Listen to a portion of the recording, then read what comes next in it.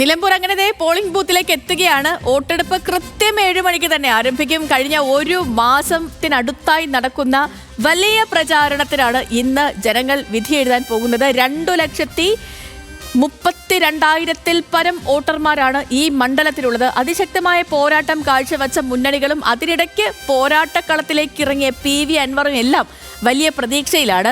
ആ പ്രതീക്ഷ വോട്ടായി മാറുമോ എന്നാണ് നോക്കേണ്ടതും അറിയേണ്ടതുമൊക്കെ. കാരണം കൊട്ടിക്കലാശത്തിനൊക്കെ എന്തുമാത്രം ജനസാന്നിധ്യമായിരുന്നു, അല്ലെ, എന്തുമാത്രം പ്രവർത്തകരായിരുന്നു. അപ്പോൾ ആ കണ്ട കാഴ്ച, ആ കണ്ട ആവേശമൊക്കെ പെട്ടിയിൽ വീഴുമോ എന്നുള്ളതാണ് ഇനി നമ്മൾ അറിയേണ്ടത്. 1200 പോലീസ് ഉദ്യോഗസ്ഥരെയും കേന്ദ്രസേനയെയും ഒക്കെ സുരക്ഷയ്ക്കായി വിന്യസിച്ചിട്ടുണ്ട്. സമഗ്ര കവറേജുമായി നമ്മുടെ ന്യൂസ് മലയാളം ടീമും പ്രേക്ഷകർക്കൊപ്പം ഉണ്ടാകും. ഞാൻ നമ്മുടെ ബിഗ് ബൈ എക്സ്പ്രസിന്റെ മുകളിലാണ്. നമ്മുടെ ഹോൾ ടീം അവിടെയുണ്ട്, കരുത്തന്മാരായ ടീം അവിടെ നമ്മുടെ നിലമ്പൂരിലുണ്ട്. നമുക്ക് ഓരോരുത്തരോടും ചോദിക്കാം. ഇപ്പോൾ എം സ്വരാജ് ഇറങ്ങിയിട്ടുണ്ട്, അദ്ദേഹത്തിന്റെ വീട്ടിൽ നിന്നും ഇറങ്ങിയിട്ടുണ്ട്. ബെൻസൺ ഉണ്ട്. Benson, good morning. നിലമ്പൂർ ബൂത്തിലേക്ക് എത്തുമ്പോൾ സ്ഥാനാർത്ഥി ഇറങ്ങിയിട്ടുണ്ട്, എം സ്വരാജ് ഇറങ്ങിയിട്ടുണ്ട് അല്ലേ?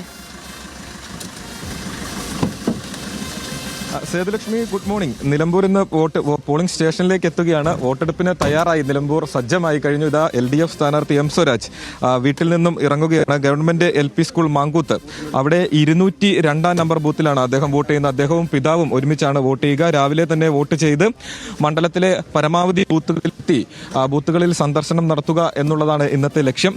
കഴിഞ്ഞ 22 ദിവസത്തെ പരസ്യപ്രചാരണം, ഒരു ദിവസത്തെ നിശബ്ദ പ്രചാരണം പരമാവധി ആളുകളിലേക്ക് എത്തിച്ചേർന്നിട്ടുണ്ട് എന്ന് തന്നെയാണ് LDF ക്യാമ്പിന്റെ വിലയിരുത്തൽ. പരമാവധി എന്തൊക്കെയാണ് 9 വർഷത്തെ തങ്ങളുടെ വികസന പ്രവർത്തനങ്ങൾ, എന്താണ് വിജയിച്ചു കഴിഞ്ഞാൽ തങ്ങൾ ചെയ്യാൻ ഉദ്ദേശിക്കുന്നത്, അങ്ങനെ ഉയർന്നു വന്ന ആരോപണ പ്രത്യാരോപണങ്ങൾ, വിവാദങ്ങൾ, ഇവയ്ക്കെല്ലാം മറുപടി പറഞ്ഞുകൊണ്ടുള്ള 22 നാളുകൾ. ഈ 22 നാളുകൾക്ക് ശേഷം ഇന്ന് സാധാരണക്കാരായിട്ടുള്ള ജനങ്ങൾ പോളിംഗ് ബൂത്തിലേക്ക് എത്തുമ്പോൾ അത് തങ്ങൾക്ക് അനുകൂലമാകുമോ എന്ന വിശകലനങ്ങളെല്ലാം നടത്തിയതിനു ശേഷം ഇന്നിതാ പോളിംഗ് ബൂത്തിലേക്ക് എത്തുകയാണ് അദ്ദേഹം. അല്പസമയത്തിനുള്ളിൽ തന്നെ ഇവിടെ നിന്നും ഒരു 10 മിനിറ്റ് യാത്ര, അല്ലെങ്കിൽ ഒരു 10 മിനിറ്റ് യാത്രയുള്ളൂ പോളിംഗ് സ്റ്റേഷനിലേക്ക്, അല്ലെങ്കിൽ പോളിംഗ് ബൂത്തിലേക്ക്. അപ്പോൾ 7 മണിയോടുകൂടി തന്നെ ബൂത്തിൽ എത്തിച്ചേരണം. അവിടെ എത്തിച്ചേർന്ന് വോട്ട് രേഖപ്പെടുത്തിയതിന് ശേഷം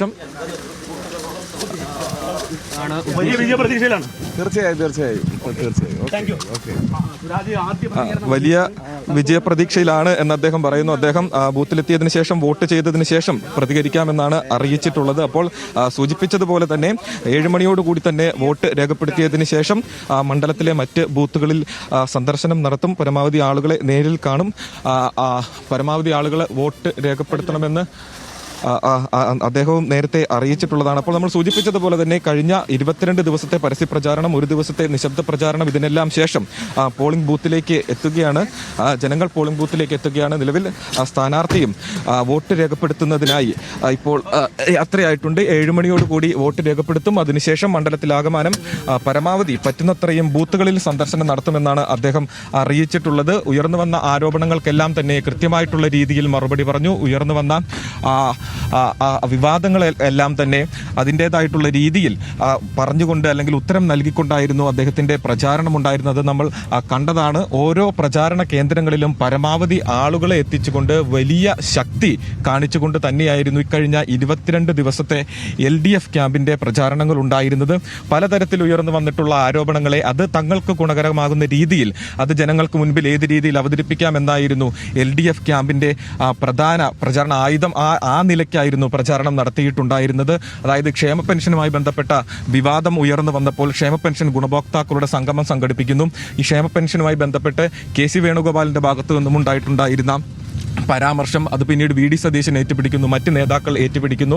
അതിലൊരു മാപ്പ് പറച്ചിലുണ്ടായില്ല. അപ്പോൾ ഇക്കാര്യങ്ങളെല്ലാം, ക്ഷേമ പെൻഷൻ ഏകദേശം 40,000-ന് മുകളിൽ ആളുകൾ ക്ഷേമ പെൻഷൻ ഗുണഭോക്താക്കളായിട്ട് മണ്ഡലത്തിൽ തന്നെയുണ്ട്. അപ്പോൾ അത്രയും ആളുകളിലേക്ക്, അതുമായി ബന്ധപ്പെട്ട മറ്റ് കുടുംബങ്ങളിലേക്ക് ഇക്കാര്യങ്ങളിൽ എത്തിക്കുന്നു. ക്ഷേമ പെൻഷനുമായി ബന്ധപ്പെട്ട കാര്യങ്ങൾ, വിവാദങ്ങൾ ചർച്ചയാക്കുന്നു.